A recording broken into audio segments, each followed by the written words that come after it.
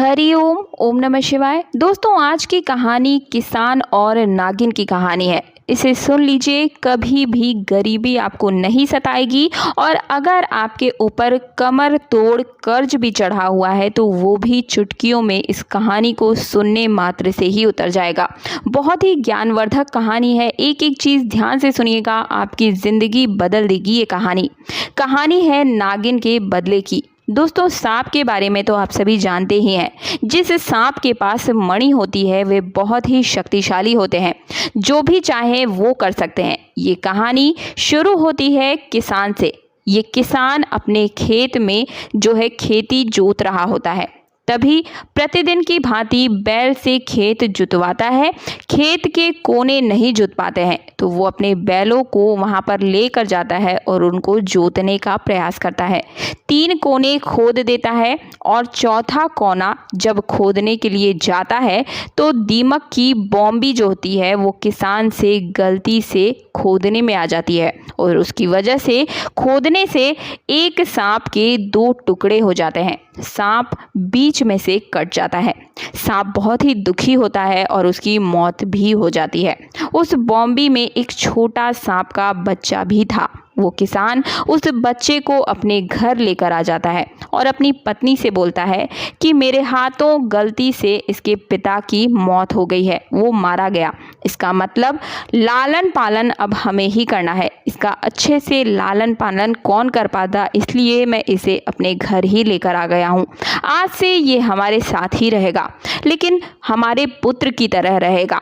बिल्कुल जैसे हमारा छोटा बेटा रहता है उसी प्रकार से ये सांप का बच्चा भी हमारे साथ पुत्र की भांति ही रहेगा। जहाँ सांप मरा था वहाँ पर नागिन भी आ जाती है और वो अपने पति की लाश को देखती है और बिल्कुल ही घबरा कर अपने छोटे सांप बच्चे को ढूंढना शुरू करती है। उसे वो अपना बच्चा नहीं मिलता। नागिन बहुत ही जोर जोर से रोने लगती है और अपने पति की आंखों में उस किसान को देख लेती है। दूसरे दिन किसान खेत को जोतने के लिए वहां फिर से जाता है और उस कुदाल को अपने हाथों में लेता है जिस कुदाल से उसने बॉम्बी को काटा था और उस सांप के 2 टुकड़े हो गए थे। नागिन उस कुदाल और उस किसान को पहचान जाती है और उसी समय प्रण लेती है अपने पति की मौत का बदला लेने के लिए। तब वो किसान वहाँ से अपना खेत जोतने के बाद अपने घर आता है और उसी किसान के पीछे पीछे वो नागिन भी उस किसान के घर आ जाती है और देखती है कि उस किसान के घर में उसका एक 6 माह का बच्चा और उसकी पत्नी यानी कि 3 प्राणी उस घर में रहते हैं। वो जैसे तैसे घर के अंदर घुस जाती है और उस बच्चे को डस लेती है और बाहर निकल जाती है। नागिन को बाहर जाते देख किसान और उसकी पत्नी देख लेते हैं, भागकर पुत्र के पास जाते हैं, लेकिन तब तक उनके पुत्र की मृत्यु हो चुकी रहती है।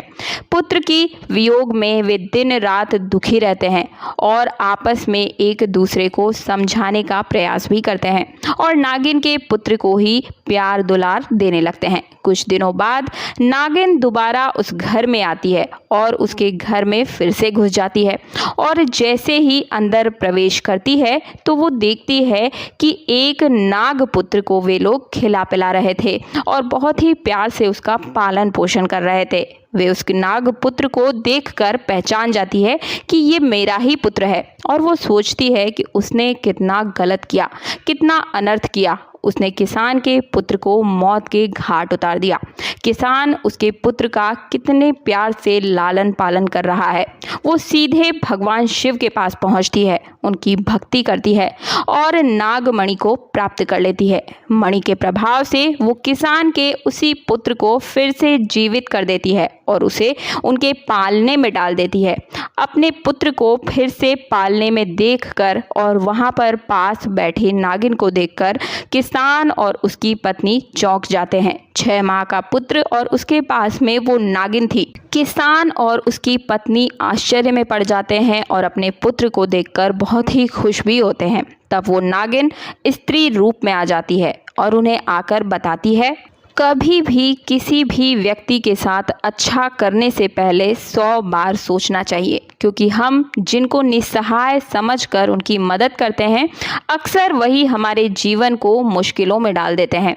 जैसे मैंने तुम्हारे पुत्र को मार दिया और एक तुम हो जिसने मेरे पुत्र का इतने प्यार से लालन पालन किया, परंतु आजकल ऐसा नहीं है। मैं तुम्हारा सर्वनाश करने आई थी, परंतु तुम्हारे निस्वार्थ प्रेम भाव को देखकर अपना निर्णय बदल रही हूँ। तुम बहुत ही महान आत्मा हो। मैं तुम्हें एक मणि देती हूँ। ये मणि जब तक तुम्हारे पास रहेगी तब तक तुम्हें किसी चीज़ की कमी नहीं रहेगी। ये एक नागमणि है और ये अपना काम पूरी श्रद्धा से करती है। अपने नाग के पास समाधि लेकर वो नागिन चली जाती है। नागिन का पुत्र बड़ा होकर शिव भक्ति में लीन रहता है, साथ ही साथ उस किसान की सेवा भी करता है। तो दोस्तों, आप सभी को इस कहानी से क्या शिक्षा, क्या मार्गदर्शन मिला है, आप मुझे कमेंट बॉक्स में ज़रूर बताइए। साथ ही सावन के इस पवित्र महीने में ओम नमः शिवाय कमेंट बॉक्स में लिखना बिल्कुल भी मत भूलिएगा, क्योंकि इस कहानी को सुनने मात्र से ही आपने पुण्य की प्राप्ति कर ली है। अगर आपको ये कहानी पसंद आई है तो कहानी को लाइक करने के साथ चैनल को सब्सक्राइब और पास वाला बेल आइकन जरूर प्रेस कर दीजिएगा, ताकि आने वाले हर वीडियो का नोटिफिकेशन सबसे पहले आपको मिल सके। और इस वीडियो को ज़्यादा से ज़्यादा शेयर कीजिए ताकि हर कोई ये शिक्षा ले सके। मिलती हूँ अगले वीडियो में। हरिओम, ओम नमः शिवाय।